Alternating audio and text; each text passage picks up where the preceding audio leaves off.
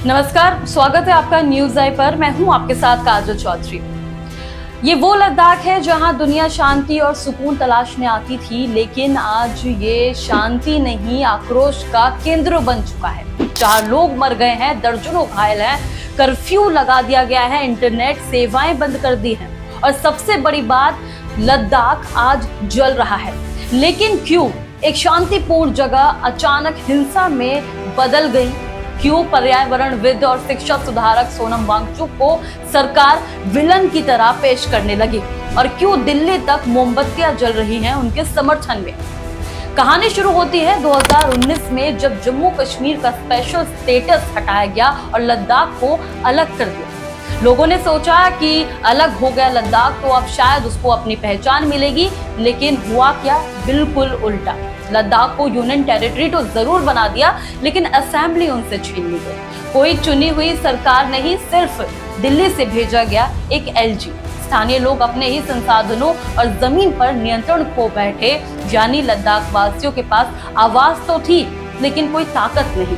इससे नाराजगी बढ़ती चली गई और लोगों ने मांग रखी कि लद्दाख को स्टेटहुड मिले, यानी एक पूर्ण राज्य का दर्जा, 6th शेड्यूल का दर्जा मिले, ताकि जमीन, रोजगार और संसाधनों की सुरक्षा हो सके। इस माहौल में अब शामिल हुए हैं सोनम वांगचुक, जो पर्यावरणविद है, इनोवेटर है, लद्दाख की आत्मा बताए जाते हैं। वो एक ऐसे शख्स हैं जिन्होंने 3 इडियट्स फिल्म के फुनसुक वांगडू का किरदार इंस्पायर किया था। बता दें, 10 सितंबर 2025 को सोनम ने एक भूख हड़ताल रखी थी और उनकी मांग थी सिर्फ कि लद्दाख को 6th शेड्यूल में शामिल किया जाए, युवाओं को रोजगार मिले, समाधान भारी कंपनियों को लूटने मत दिया जाए। उनकी हड़ताल ने धीरे धीरे पूरे लद्दाख में मनो ऊर्जा सी भर दी। युवा, बुजुर्ग, महिलाएं सब एक साथ जुटकर उनके साथ खड़े हो गए और ये आंदोलन अब सिर्फ एक एनजीओ या एक एक्टिविस्ट की लड़ाई नहीं, बल्कि पूरे लद्दाख की लड़ाई बन चुका था। लेकिन बता दें कि हर एक आंदोलन का टर्निंग पॉइंट तो जरूर आता है, और हुआ भी। 24 सितंबर को विरोध प्रदर्शन ने एक हिंसक रूप ले लिया। पुलिस और प्रदर्शनकारियों की झड़पें हुई, पत्थरबाजी हुई, गाड़ियां जलाई गई, यहाँ तक कि भाजपा का दफ्तर भी आग के हवाले कर दिया गया। और सबसे बड़ा सदमा जो पहुंचा, वो 4 लोगों की मौत। सरकार ने तुरंत कर्फ्यू लगाया, इंटरनेट सेवाएं बंद करी, लद्दाख को मानो कैद सा कर दिया। लेकिन अब सवाल उठ रहा है कि आखिर दोषी कौन है? सरकार को एक चेहरा चाहिए था, तो वो चेहरा बने सोनम वांगचुक। कहा गया कि ये वांगचुक ने युवाओं को भड़काया है। उन पर आरोप लगा है कि उन्होंने अपने भाषण में अरब स्प्रिंग और नेपाल प्रोटेस्ट का हवाला दिया। यानी सरकार ने स्पष्ट संदेश दे दिया कि ये जो शख्स है, यही लद्दाख को जलाने वाला मास्टरमाइंड है। फिर क्या हुआ? उनका एनजीओ सेकमॉल की FCRA लाइसेंस रद्द कर दी गई, उन्हें विदेशी ताकतों से जोड़कर विलेन करार कर दिया और आखिरकार 26 सितंबर को उनको गिरफ्तार कर लिया गया। सरकार के लिए ये गिरफ्तारी बहुत जरूरी थी, क्योंकि आंदोलन को गांधीवादी बताना तो खतरनाक था, लेकिन अगर इसे हिंसक और खतरनाक दिखाया जाए तो जनता का समर्थन तो कहीं ना कहीं कम हो सकता था। यानी असली मुद्दों पर पर्दा डालो और नेता और ऐसे एक्टिविस्ट हैं जो पता नहीं देश के लिए कितना कुछ कर चुके हैं, उनको खतरनाक बता दो।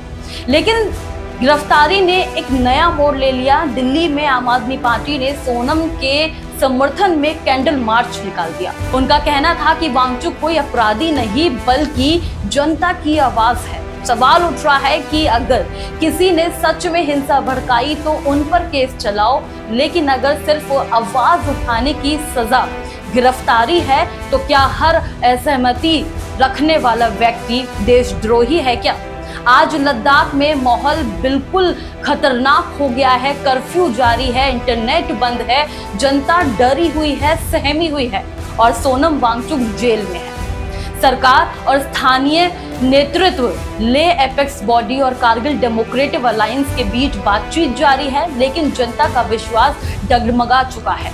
उनका मानना है कि उनकी जो तकलीफें हैं, उनके रोजगार है, जो उनकी जमीन है, सब नेशनल सिक्योरिटी और बड़ी राजनीति के नाम पर कुर्बान हो रही है। लेकिन अब लद्दाख एक सवाल पूछ रहा है कि क्या आंदोलन करना जुर्म हो गया है? क्या भूख हड़ताल करने वाले आतंकवादी हैं? क्या लोकतंत्र में हर असहमति को विलेन बना देने का ही कोई राजनीति से मतलब रह गया है? सच्चाई ये है कि लद्दाख की आग केवल सोनम वांगचुक की गिरफ्तारी से नहीं बुझने वाली। ये आग तभी बुझेगी जब जनता की असली मांगे सुने जाएगी, रोजगार मिलेगा, 6th शेड्यूल का दर्जा मिलेगा और असली लोकतंत्र स्थापित होगा। क्योंकि आज लद्दाख की वादियां सिर्फ हवा में नहीं बल्कि सवालों से गूंज रही है और ये हम सबको जानना बेहद जरूरी है। बाकी इस जानकारी में इतना ही और ऐसी तमाम अपडेट्स को देखने के लिए बने रहें न्यूज़ आई के साथ। धन्यवाद।